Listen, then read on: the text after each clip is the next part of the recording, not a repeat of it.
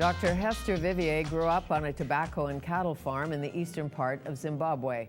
When her family was forced off the farm, her life took a new turn, but she has not forgotten the people in South Africa. She is a family physician, or Southern Africa, I should say. She is a family physician who lives in Canada, and she is part of an organization, co-founder of an organization called Here Africa.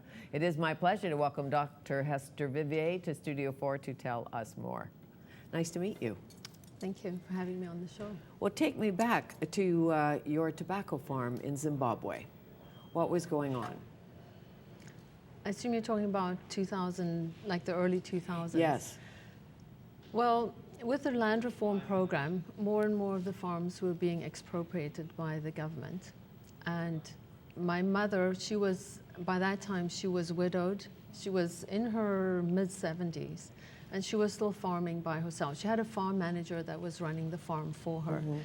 And she'd heard that there was a group that was coming and that were forcing people off their properties. But luckily, just the week before, she contacted the police and said, if we have problems, will you come and help me? And she's had a good relationship with the police all along, and they said they would. So sure enough, one day there was a group that came and they were at the farm gates and saying she must leave immediately.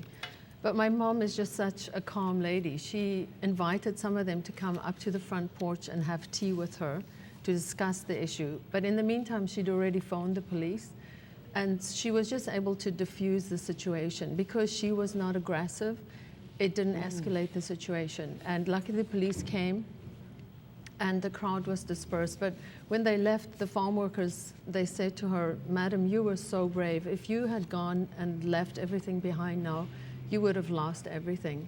But I think for my mom, that was the last straw, and she decided that it was time to leave the farm. Okay. But the idea was, when the reforms came in, I'm assuming the idea was willing seller, willing buyer. Yes. But that didn't quite work out. Or did it in some cases?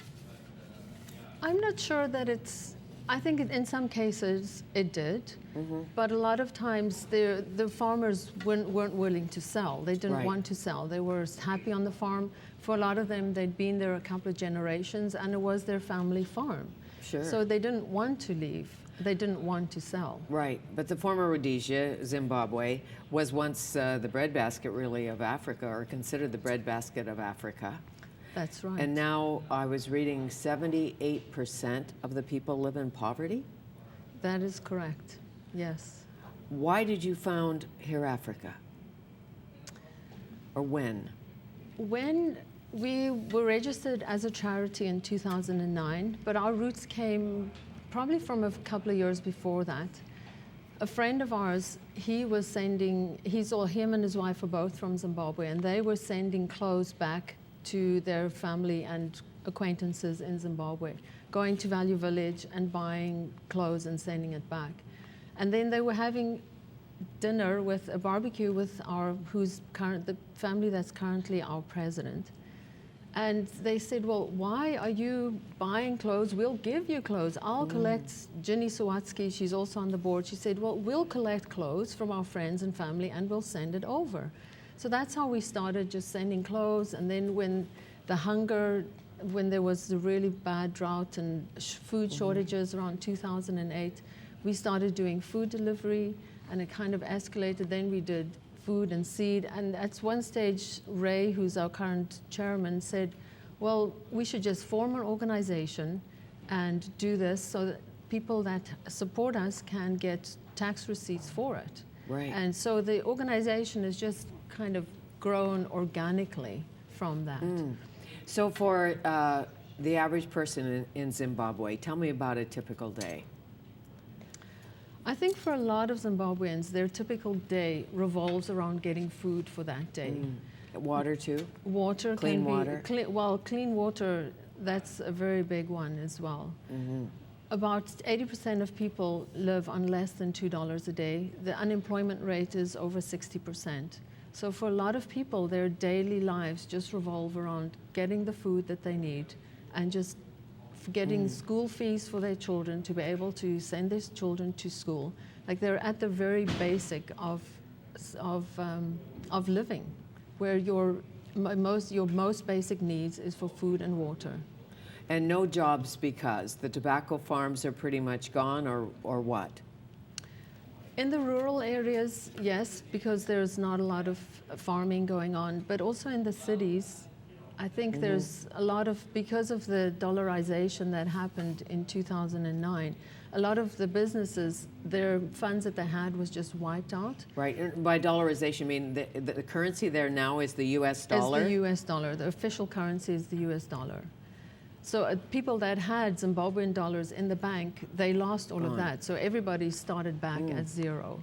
Okay, what about education for the kids?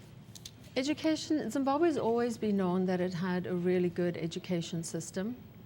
Currently, the estimates vary. Probably about 25% of children are not going to school. It's not clear exactly what that number is. But even a lot of them that are going to school, the quality of education that they're getting is not very good. The recent report that came out said that about the pass rate of a grade 7 national exam was around 48%. So a lot of children that are in school are not getting a good quality education. And the schools are pretty bare-boned. Yes. From what I am watching here. Yes. A lot of them don't have textbooks. The textbook ratio in some schools is upwards of 9 children to 1 textbook. The teachers often can be absent. So they really have, and the teacher-children ratio is very high as well, like around 1 to 40s, 1 to 50 children for every teacher. And I'm sure many of them don't finish school. Oh, yes. Yes, a lot of them are not finishing school. Or going on to higher education. Oh, yeah, we're not even talking about higher education. Like even doing a grade 7 exam, which is one of the Millennium Development Goals, is primary education. A lot of the children are not even getting a decent primary education. Right. Are the teachers mostly from Zimbabwe, or are there Yes. teachers from around the world who are coming in to help, or how does that work? The schools that we visited and that we're involved with are all local teachers. I'm sure there are some of the schools that have got teachers coming from outside the country. HIV/AIDS epidemic. Yes. What percentage? Luckily, because of the recent medications, the percentage does seem to be falling. They think that it peaked at around 23%. It's now probably around 17 or 18% of people are infected. And what kind of support are the orphans getting, the children left? Okay, estimates are that there are about 970,000 of the children are either orphaned or vulnerable, 970,000. So that's about 25%, quarter of the children are affected. There are a few programs available through different agencies and also through the government. And the estimate is about 25% of children that need the care aid is receiving it. So 75% of children that need additional support are not getting it. Tell me about some of the Here Africa programs, things that you're doing on the ground. The SEED program, Yes, we're doing in 3 communities we delivered seed and fertilizer, and also some cornmeal, because studies have shown that some people, if they're really hungry, they'll rather eat the seed than plant it. So we give them food to tide them over that first bit until they can get a crop. Right. We're also supporting a school that is really in the rural areas.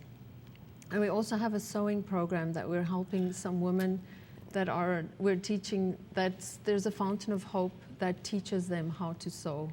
Yes, I saw that. I saw it on YouTube. Yes. Yeah, and it looked like many of the machines had been donated, obviously. Yes. There was an old singer and many different things, but they're teaching the women to do... teaching them a life skill that they'll be able to support themselves and their family as well. What about arts and culture? Do you support arts and culture? Or do you know what I mean? The women weave something beautiful and you can bring it to North America and sell it. Is there any...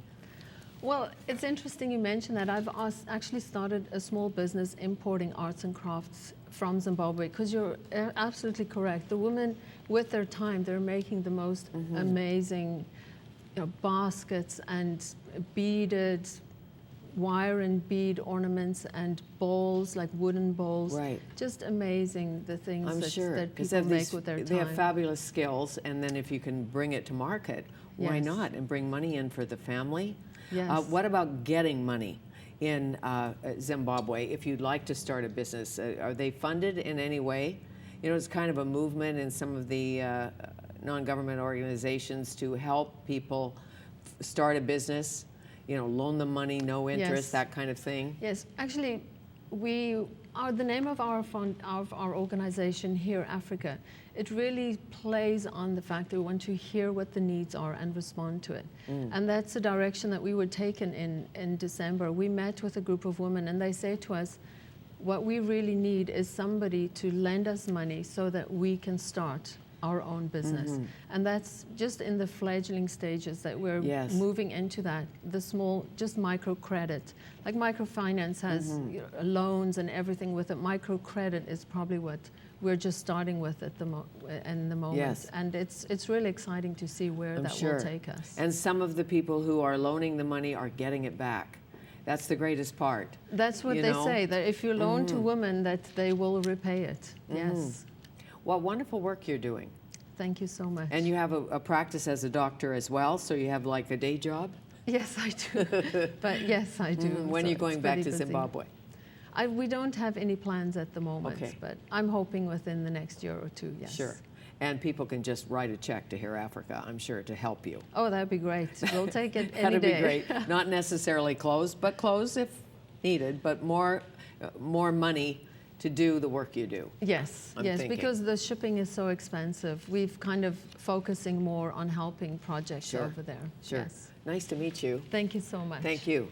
Dr. Hester Vivier, Here Africa. Coming up, the outspoken and thought-provoking columnist, cultural commentator, and author Russell Smith brings in his new novel, Girl Crazy.